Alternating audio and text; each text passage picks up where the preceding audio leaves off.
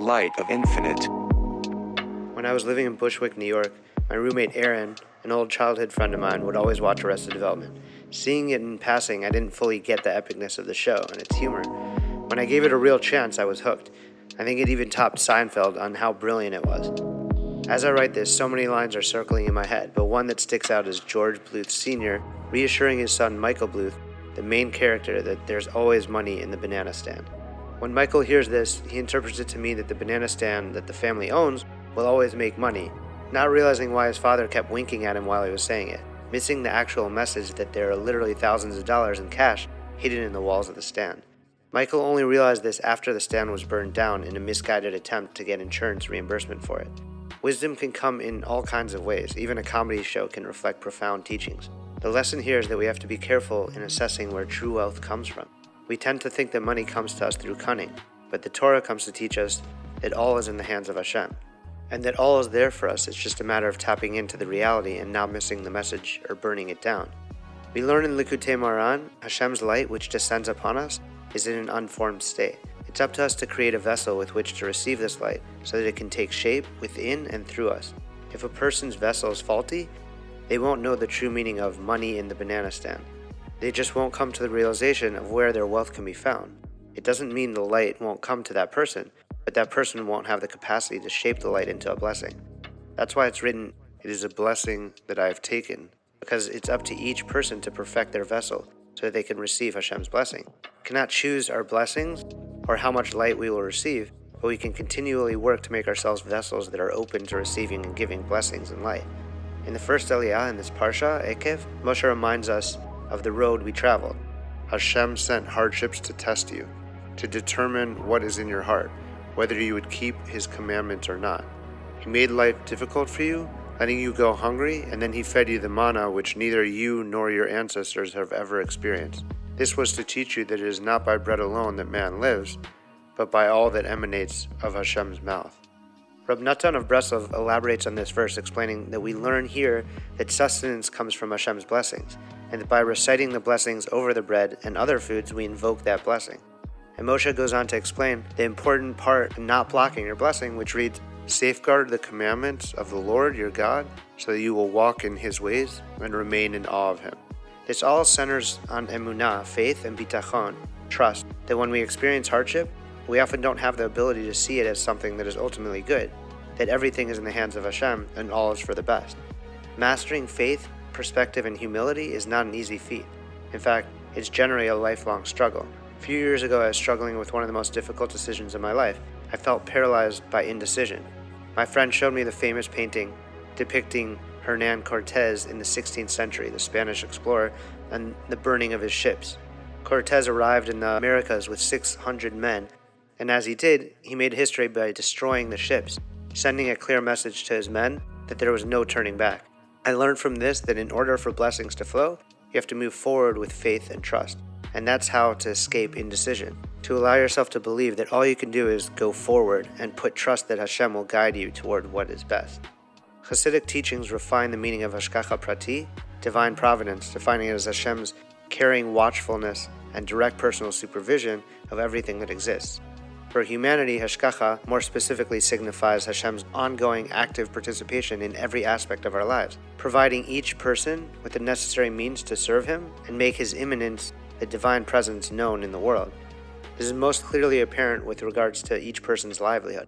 A person who has bitachon in Hashem, believing that Hashem alone provides for all of his needs, will earn his income honestly and make sure to set aside time for Torah, tefillah, prayer, and mitzvot, commandments. Further in this parasha, in the second Aliyah, Hashem says, "Take care lest you forget Hashem by not observing the mitzvot," and warns against being lost in the accumulation of possessions, to the point that your heart turns haughty and you forget Hashem, who took each of us out of Egypt from the house of slaves, thinking in your heart, "My strength and the might of my hand made me this wealthy." Yalkut Yosef, quoting Orot HaMitzvah, explains the purpose of the brachot, the blessings, particularly Birkat HaMazon, the blessing after meals, to keep us mindful of Hashem's ever-present hashgacha. The next verse says, "Lest you eat and be full, and your heart will be haughty, and you will forget Hashem your God." It's in man's nature, once full, to forget who is the provider above all. Maybe we work for, acquired, and cook the food, but we can't ever forget who is the provider of all providers, from whom everything emanates and is created. We read here that we need to remove the thought that it all comes from our own efforts, because that is when ego manifests and holiness grows more distant. In order to ensure this not to be the case, we're commanded to bless Hashem and proclaim our love of Hashem, as it's written, "For all is from you, and what we have given you came from your hand." This is spelled out in the following verse. Remember that it is Hashem your God who gives you the power to get wealth in fulfillment of the covenant that He made an oath with your fathers, as is still the case. This is an important lesson to giving proper respect to what form you, to have understanding and gratitude for people and forces to which you owe your life to. That kind of perspective is essential to creating a vessel that can receive one's proper share of the infinite light. The reverse of this, as Rabbi Nachman of Breslov articulates, is tavat mamon, the lust for money, which is most apparent in a person who makes it his life's mission to amass even greater wealth. Lacking emunah in Hashem, the person instead puts bitachon in money, mistakenly believing that the more he has, the more secure and fulfilling his life will be. A subtler form of tavat mamon is seen in someone who understands the foolishness of pursuing wealth, but whose attachment to money makes them greedy. Lacking a generous spirit, the person finds it difficult to part with their wealth, and so is stingy in giving charity and tight-fisted with strangers and family alike. A third, subtle but more common form of tavat mamon is when a person worries and grows anxious about not having enough money. His distress indicates a lack in his emunah and bitachon, an inability to rely on Hashem to provide him with a livelihood without him having to sacrifice his life to earn it. Working for myself, all my adult life, I was able to see Hashem's hand in my livelihood at all times. Certainly could have stressed and lacked faith that I would be able to financially survive, but I knew from experience as an entrepreneur, especially when in sales mode, I could call 1,000 people and not even close one deal, or I could call one person and close the one deal that was meant for me at that time. It doesn't mean that I'd put in less effort, but it did mean that I was able to take a step back and put trust into the hashgacha prati, or as some call it, the universe. These experiences also taught me that being engaged in business is not all about finding the best strategies to receive. Acquiring has to be balanced with giving.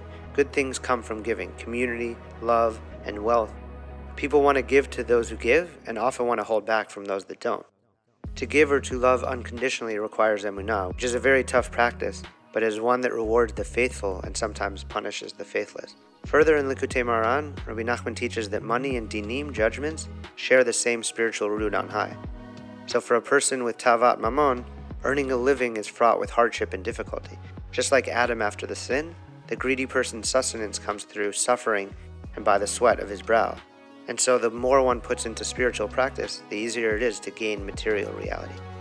Based on the Zohar, the Rebbe speaks of the desire for money as a sort of burning in the heart, and the advice for cooling the flame of money, lust, is to give one's money to tzedakah, to charity. Giving tzedakah creates a ruach, a spirit of generosity, a ruach, wind, that blows upon your heart and dampens both the burning desire for wealth and the divine wrath that it elicits. When a person is giving and goes about business with honesty and emunah, it furthers one's trust that all of their livelihood comes solely from Hashem.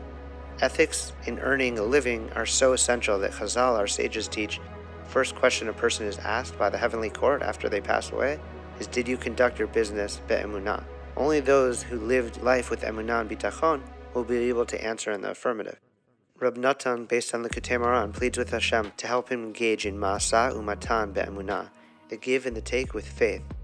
He asks to not weary his mind and earn a living while engaging in business, to be able to attach his thoughts to Hashem and to the Holy Torah that is embedded within the give and take of business and the practice of one's worldly occupation. While certainly not comparing myself in any way to Reb Natan, for the past 2 years, as I have devoted myself to learning Torah so that I could write these dvars and this 5-book series, Light of Infinite, and at the time going to shul saying Kaddish for my mom's Aliyah Neshama, I have seen that the more I put in connecting with the light of the infinite, the easier the struggle in the space of finitude and finances have been. Opportunities now come to me, and I choose whether I have the bandwidth, taking into account the time I want to spend with my kids and the time I want to spend immersed in the Torah. Following is a story about the Alter Rebbe, also known as the Baal Tanya, as he wrote the Tanya, a Hasidic sefer that is a constant inspiration to me. The Rebbe was once raising money for Jewish prisoners. He was headed to a town that was famous for a miser that lived within it. So stingy was this miser that even the lowliest beggars of the town would skip over his house. The miser was wealthy, but no matter the cause, he would refuse to give anything more than a single rusty copper coin, which even beggars would pass on as they found it insulting, especially from someone so well-to-do. The Alter Rebbe was greeted graciously by the community, but when he mentioned that he wanted to visit this house of the miser, they strongly suggested that he skip that house, as it would be a waste of his time. But the Rebbe was adamant, and so they wished him luck and provided him with 2 gentlemen to escort him throughout the journey. The next day, the 3 Hasidim went to the mansion of the miser, and right before knocking on the door, the Alter Rebbe turned to the 2 gentlemen and asked that throughout the visit that they make sure not to speak no matter what. So they entered the mansion and sat in the beautiful front room. The owner came to greet them with a small velvet pouch that he fetched from his safe. And this rich man looked at the men and said, "Oi, the suffering of the Jewish people, when will it all end? Here, Rabbi, take my humble donation." As the Alter Rebbe took the single rusty copper coin, he smiled warmly and seemed very pleased.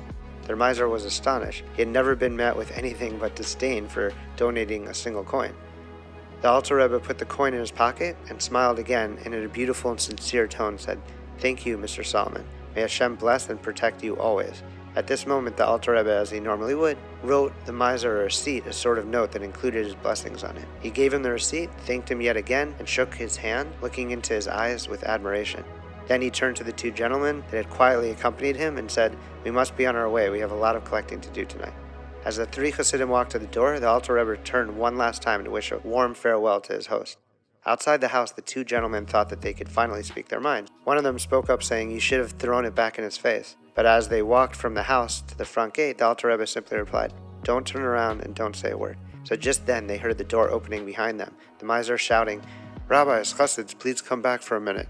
Hello, hello, please, I must speak to you. Please, come back in."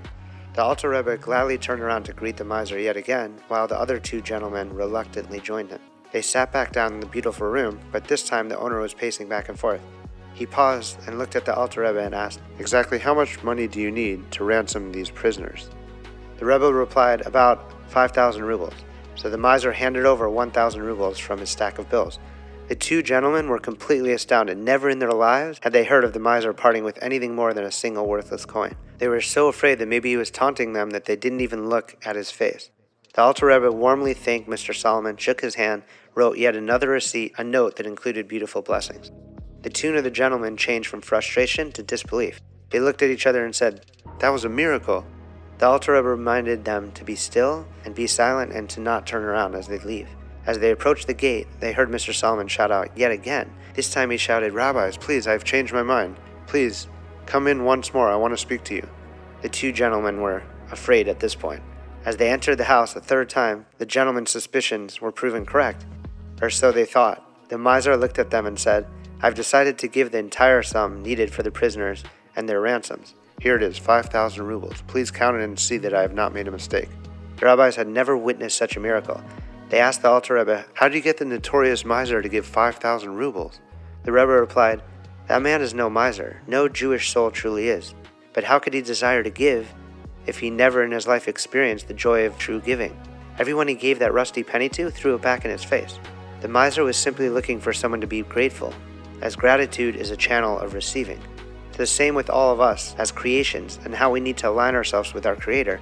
We often beg or pray for so much, but how often do we thank heaven for everything that we already have? The idea of saying a blessing over everything we do in Judaism, even a morsel of bread that we eat, is that the blessing brings in more blessings. When the miser saw that finally someone had thanked him for giving charity, even if it was a single simple coin, it inspired him to give more and more. This is how we have to live so that we remain humble and so that we become a vessel of blessing. The Arizal teaches that creation came about because Hashem had a desire to give. Therefore, the natural state of being is one in which chesed, the influx of Hashem's kindness, flows freely into the world unhampered by either sin or dinim, judgments. And though the state of being in Eden depicted in Breshit was ephemeral and won't come about into reality until sinners have disappeared from the earth and the wicked cease to be, some of its concealment becomes revealed in small ways when we serve Hashem and do His will, as light begets light. This is done by constantly remembering, as we have read very clearly in this parasha, that our success is never our own. It is Hashem who wills our success and well-being. We need to put the work in to succeed, but we also have to remember the Creator of all creations. And the more faith we put in, the clearer the light becomes for each of us.